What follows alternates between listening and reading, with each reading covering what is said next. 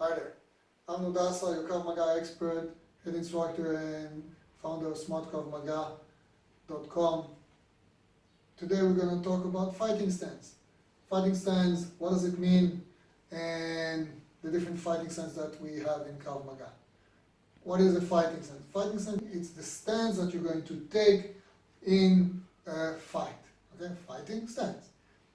The idea is that in a regular situation in the street, when we are getting into trouble, the first position, the first stance that we have is a regular stance. What does it mean, a regular stance? It's whatever we are caught in. So it can be talking on the phone, it can be walking in the street, it can be standing with the hands somewhere. This is the starting stance. Okay? From there, if something happens, we want to get into different kinds of stance depending on the level of problem. So we divide in Krav Maga into three types of stance, general stance. The first one is what we call the passive stance. Passive stance is basically legs shoulder width, hands down. This is the passive stance. The passive stance is to signify in training that you are not ready. Meaning this, which we use in training, meaning when you are like this, hands in the pocket, whichever variation you want to put on it. Then we have the ready stance or the semi-passive stance. The ready stance, we have still the legs in shoulder width and the hands comes up to protect the face, the upper body. In this type of ready stance, we can start to have all kinds of variation for it. It doesn't really matter. Okay, or every person with his ready stance, as long as the hands are closer, high, to protect the face. This is the traditional ready stance or semi-passive stance. And then we have the last one, which is the fighting stance.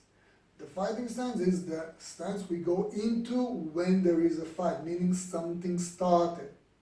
Okay? The fighting stance basically says it's this. This is the fighting stance. The hands can be a little bit closer, a little bit lower, a little bit higher. It doesn't really matter. This is the fighting stance. So here we have one leg forward. The weight is a little bit forward. How much? It's not really important. Some say 60%, 50-50, 70%. I don't like numbers. The idea should be pushing forward. Front leg is the weak leg.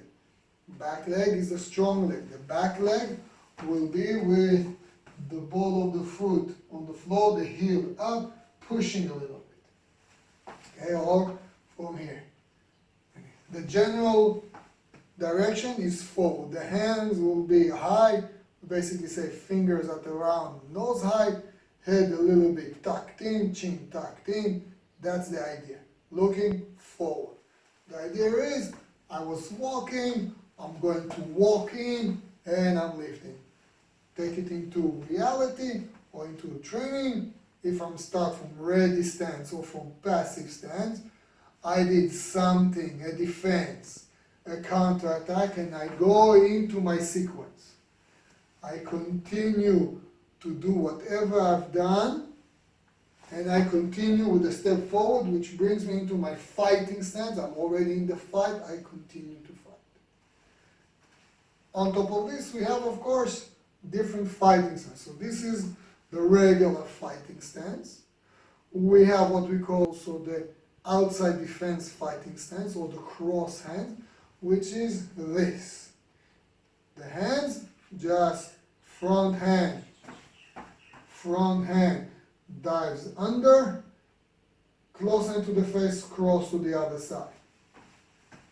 That's the idea. Some people like to also turn the shoulder in, that is okay. It's a preference of the instructor or the student. At the end of the day, from here, whatever we do, everything will be outside defenses. Okay? That's the idea. This is the fighting stance.